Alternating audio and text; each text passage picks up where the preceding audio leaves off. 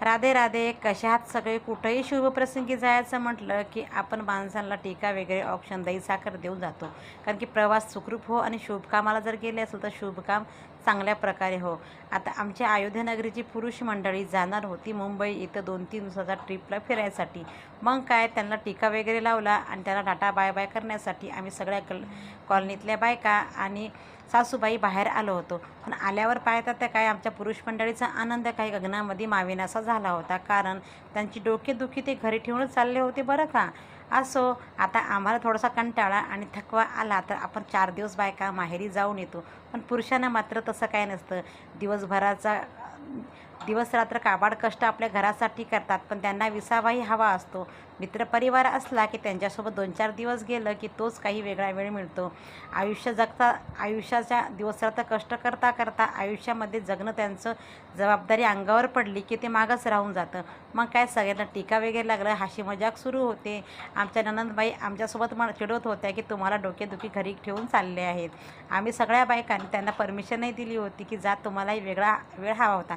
आता ते जाऊन आले की लगेच अधिक महिना सुरू झाला की धोंड्याच्या महिन्यामध्ये आम्हालाही बाहेरही जायचं होतं. 8 वाजता निघायचं होतं, तर पाहता पाहता 9-10 कसे वाजले समजले नाही. पण आमच्या बाईला पप्पा निघाले की रडणं काही आवरलं नाही. बाईला पप्पा कुठं जाणार म्हणले की बाईचा जीव अजिबात लागत नाही. सगळे लेकरं मात्र रडके चेहरे करून घरामध्ये बसले होते. मग काय सगळ्यांना टाटा बाय बाय केलं, लेकरांची समजूत काढली आणि समजूत काढल्यानंतर लगेच पप्पा वगैरे काका वगैरे गेल्यानंतर लगेच बाईला म्हटलं दुकानात नेऊन तुला चिप्स किंवा आईस्क्रीम घेऊन देऊ. पण बाई काही मानत नव्हती. कारण की बाईला असं वाटत होतं की माझे पप्पा मला सोडून बाहेरगावी चालले आहेत. आता दरवेळेस पप्पासोबत बाहेर जाताना जो आनंद मिळतो तो मात्र आता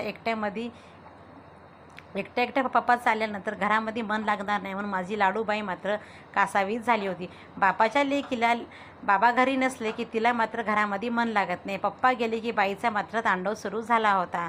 बाईनं सगळं गल्ली डोक्यावर घेतली होती. लगेच त्यांना बाय केलं. ते गेल्यानंतर लगेच बाईला दुकानावर नेलं आणि शांत करत करत छानपैकी फ्रुटी आणि माझा घेऊन दिला.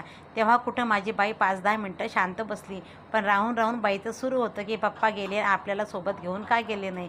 बापाचं आणि मुलीवर आणि मुलीचं बापावर प्रेम काही वेगळंच असतं बरं का. सगळे गेल्यानंतर आम्ही बायकांनी गप्पा गोष्टी केल्या आणि लगेच घरी परत गेलो होतो. असा होता आजचा ब्लॉग. कसा वाटला नक्की सांगा.